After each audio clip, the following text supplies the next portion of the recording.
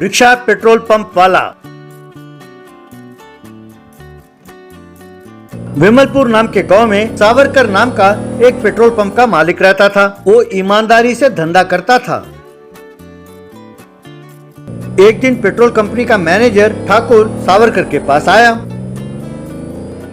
नमस्कार सावरकर जी, क्या हुआ? जो मैंने बात कही थी आपसे, ऊपर से मुझ पर खूब प्रेशर डाल रहे हैं। आप तुरंत इस पेट्रोल पंप को खाली कर दो। देखिए ठाकुर जी, आपका और आपका कंपनी का तरीका मुझे समझ में नहीं आ रहा। मैं कई सालों से आपका पेट्रोल बेच रहा हूँ और बड़े ईमानदारी से काम कर रहा हूँ। ऐसे में आप मुझे रोककर उस जवालकर को डीलरशिप क्यों दे रहे हैं? अरे देखिए साहब, वो जवालकर बहुत बड़ा आदमी है, उनका पॉलिटिकल कनेक्शन भी है। इतना ही नहीं, उन्होंने टेंडर आपसे बढ़कर डाला है और सबसे बड़ी बात, वो हमारे बड़े साहब के बहुत करीबी दोस्त हैं। हाँ हाँ, मैं जानता हूँ वो आपके खास क्यों हैं। वो रिश्वत देता है और मैं नहीं देता, यही तो फर्क है ना।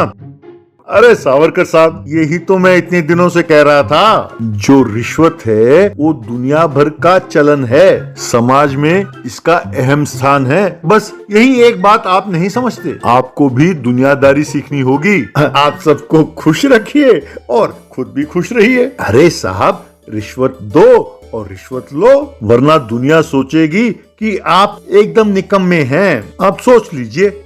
देखिए, आप लोगों के तलवे चाटने के लिए रिश्वत देना मुझसे नहीं होगा। लोगों की गाली सुनने की भी मुझे आदत नहीं है। देखिए साहब, आप ये उपदेश किसी और के लिए संभाल कर रखिए, नहीं तो फिर एक नया पेट्रोल कंपनी मैदान में उतरा है। वो अपने प्रचार के लिए मोबाइल पेट्रोल पंप का भी आयोजन कर रहे हैं। आप उसका डीलरशिप ले लीजिए और रिक्शे में घर घर जाकर पेट्रोल बेचिए। कहकर चला गया।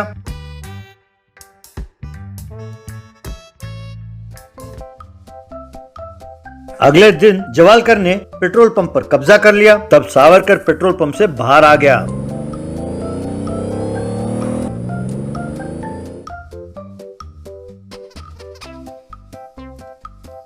अब घर आए हुए सावरकर से उसकी पत्नी रोहिणी, सुनो जी, आपने जो मोबाइल पेट्रोल पंप की बात की थी, मैंने ये अपने भाई साहब से कहा। वे कहने लगे कि ये सब नहीं होगा। अपने गांव आने के लिए कहा उन्होंने। वो कह रहे थे कि किसी से बात करेंगे और वहाँ अपने लिए पेट्रोल बंक लगवा लेंगे। जरूरत नहीं है रोहिणी, मैं साइकिल पर दूध बेचकर ही इस स्तर पर पहुँचा हूँ। मैं इस गाँव को छोड़कर कहीं नहीं जाऊँगा, यहीं कुछ न कुछ करूँगा। रिक्शे में पेट्रोल बेचने में मुझे कोई शर्म नहीं है।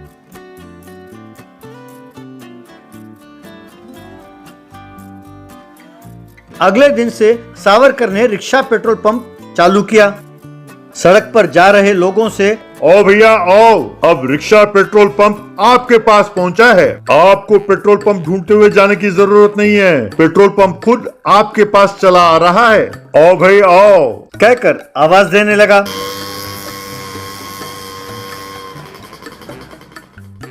ये देखकर लोग उसके रिक्शा के पास जमा होने लगे। फिर भीड़ में से एक आदमी, अरे भाई साहब, आप अपना पेट्रोल पंप किसी और को देकर आप खुद रिक्शा में क्यों बेच रहे हो? क्या तुम नहीं जानते, उस जवालकर ने भाई साहब को धोखा दिया और पेट्रोल पंप पर कब्जा कर लिया। ये सब सुनकर सावरकर, अरे भैया, जो हो गया वो हो गया, अब गड़े मुर्दे क्यों उखाड़ते हो? देखिए, अब तक मैं जो उच्च स्तर का पेट्रोल बेचता था, वही पेट्रोल आपके घर तक लेके आ रहा हूँ। कृपा करके मुझसे पेट्रोल खरीदें। तभी जवालकर वहाँ पहुँचा। अरे हाँ भाई हाँ, पेट्रोल खरीद लो इससे, भाई जरूरत हो या ना हो। बेचारे सावरकर ने मोबाइल पेट्रोल पंप खोला है। अरे उससे पेट्रोल खरीदो, उसे और उसके परिवार वालों को जिंदा भी तो रखना है। प्लीज उससे खरीद लो भैया। देखिए जवालकर जी, आप खामखा मेरे मामले में दखल दे रहे हैं, ये सही नहीं है। ऐसा करेंगे तो मुझे बहुत गुस्सा आएगा।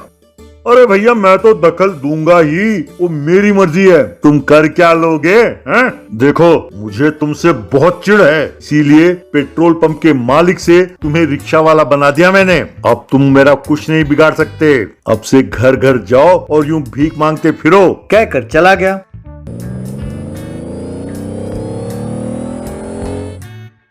तब एक व्यक्ति सावरकर के पास आया। ये क्या भाई साहब, वो साफ साफ कह रहा है कि उसने आपको धोखा दिया और आप चुपचाप सुनते रहे। उसे सबक सिखाना ही होगा। जरूर सबक सिखाएंगे, अपने सारे रिक्शा दोस्तों को बुलाओ। वो जाकर सब रिक्शा वालों को बुलाकर ले आया। तब सावरकर ने रिक्शा वालों को अपने रिक्शा पेट्रोल पंप के बारे में बताया। कुछ दिनों बाद रिक्शा पेट्रोल पंप सारे शहर में घूमने लगे। अब क्योंकि हर एक के घर के सामने मोबाइल पेट्रोल पंप खड़ा था, इसलिए लोगों ने जवाल करके पेट्रोल पंप जाना बंद कर दिया।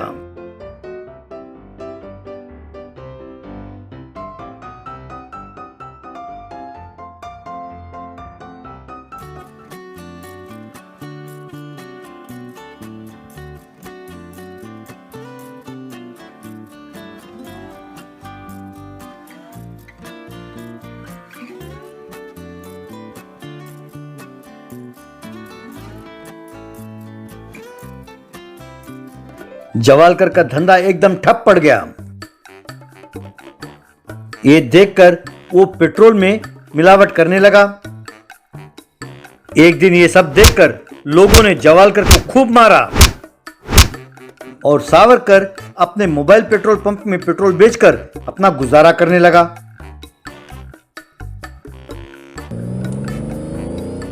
गरीब वर्सेस अमीर का खिलौना। भांगोन नाम के गांव में प्रफुल्ल नाम का एक करोड़पति रहता था।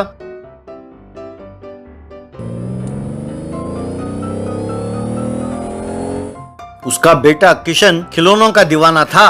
उसके घर में बहुत सारे खिलौने थे। वो उन खिलौनों के साथ खेलता रहता था। प्रफुल्ल अपने बेटे के लिए हर रोज एक नया खिलौना खरीद कर लाता था।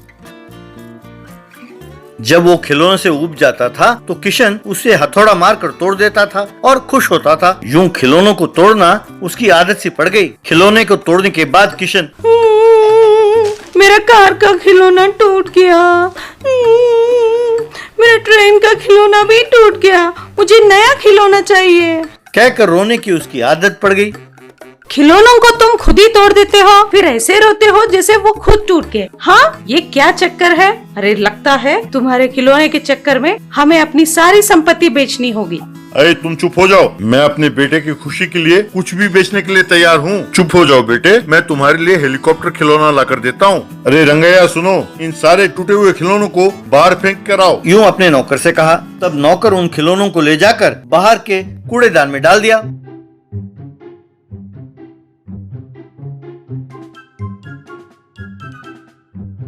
तब चिंटू नाम का एक गरीब लड़का अपने वुडन साइकिल में वहां पहुंचा। उन टूटे हुए खिलौनों को एक थैली में डालकर वहां से ले गया। चिंटू के पिताजी एक मजदूर थे। वो रोज बोरियां लाद कर पैसे कमाते और उससे अपना घर परिवार चलाते।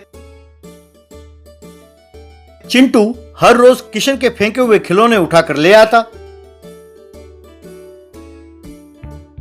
उन खिलौनों को अपने झोपड़ी के बाहर बैठकर ठीक करता, फिर उनके साथ खेलकर खुश होता था।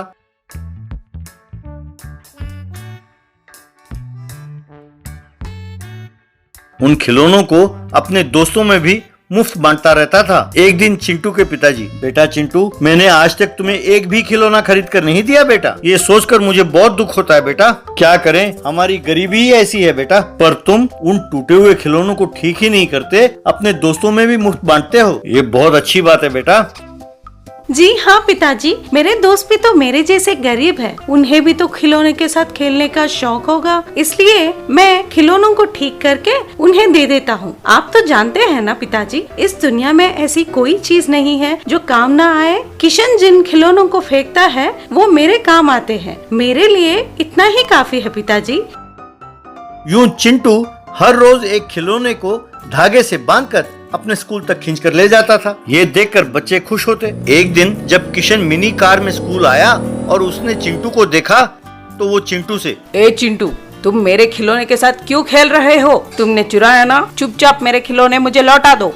देखो किशन, मुझे चोर ना कहो, ये खिलौना तुम्हारा ही है, लेकिन मैंने इसे चुराया नहीं है। तुमने घर के बाहर कूड़ेदान में डाल दिया तो मैंने उसे उठाकर ठीक किया और मैं उससे खेलने लगा। तुम्हें नहीं चाहिए था, इसलिए तुमने कूड़ेदान में डाला। वैसे भी तुम्हारे पास इतने सारे खिलौने हैं ना, तुम्हें इसकी क्या जरूरत है?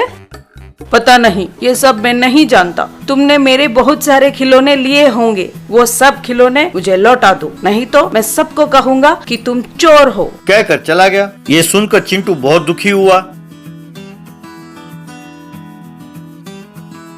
क्लास में एक टीचर। बच्चों, हमारे जिले के सारे विद्यालय खिलौने के कंपटीशन में भाग लेने वाले हैं। अगर हमारा स्कूल भी उसमें भाग ले तो अच्छा होगा। किशन बेटे, तुम्हारे पास तो बहुत सारे खिलौने होंगे, तुम इस प्रतियोगिता में भाग क्यों नहीं लेते हो? अगर तुम ऐसा करोगे तो हमारे स्कूल को इनाम मिलेगा। वो मैडम, ऐसा है कि मेरे सारे खिलौने टूटे पड़े हैं। अब टूटे हुए खिलौने को दिखाना अच्छी बात नहीं है ना मैडम, मैं वो नहीं कर सकता। तब चिंटू तुरंत उठा। किशन, अगर तुम्हें एतराज न हो तो मैं उन खिलौनों को ठीक कर लूंगा और जितने खिलौने मेरे पास है वो भी सब ले आऊंगा। तुम उसके साथ प्रतियोगिता में भाग लो, तब हमारे स्कूल का नाम होगा। ठीक है कह के मान गया। बाद में चिंटू ने किशन के सारे खिलौनों को ठीक किया। ये देखकर किशन हैरान हो गया। दूसरे बच्चों के साथ साथ किशन ने भी ताली बजाई।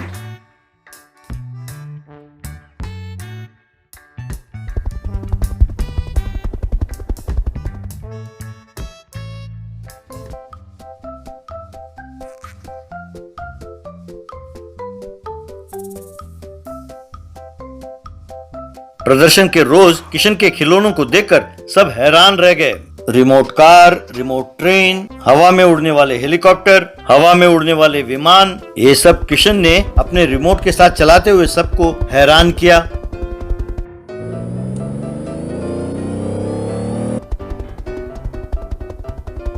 बाद में जज ने किशन को ट्रॉफी दिया और इस साल के मुकाबले में वांगोंग गांव के पाठशाला ने ही इनाम जीता है। इन खिलौनों का प्रदर्शन करने वाले किशन को खास शाबाशी कहकर ट्रॉफी दिया।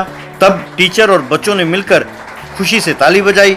बाद में चिंटू और उसके दोस्तों ने मिलकर उनके खिलौनों को लाकर किशन को सौंपा। नहीं दोस्तों, नहीं चाहिए ये खिलौने मुझे, ये तुम ही रख लो। यार चिंटू, पैसे होने के घमंड में आज तक मैं बहुत गलत बर्ताव कर रहा था यार। मैं खिलौनों को तोड़कर अपने पिताजी के बहुत सारे पैसे को बर्बाद किया, पर तुमने मेरी टूटी हुई हर खिलौने में जान डाल दी। ये दोस्तों में बांटकर उनमें भी खुशियाँ बांटी है तुमने। अब से मैं अपने खिलौनों को तोड़ूंगा नहीं। इन खिलौनों के साथ हम एक टॉय लाइब्रेरी का प्रबंध करते हैं। इस लाइब्रेरी से गरीब बच्चे अपने घर खिलौने ले जाए और खेले, ऐसा प्रबंध करते हैं। यूं उन सब ने मिलकर गांव में एक टॉय लाइब्रेरी का निर्माण किया। गांव के बच्चे उन खिलौनों के साथ खेलकर बहुत खुश हुए। अपने बेटे में आई इस बदलाव को देखकर प्रफुल्ल और उसकी पत्नी बहुत खुश हुए।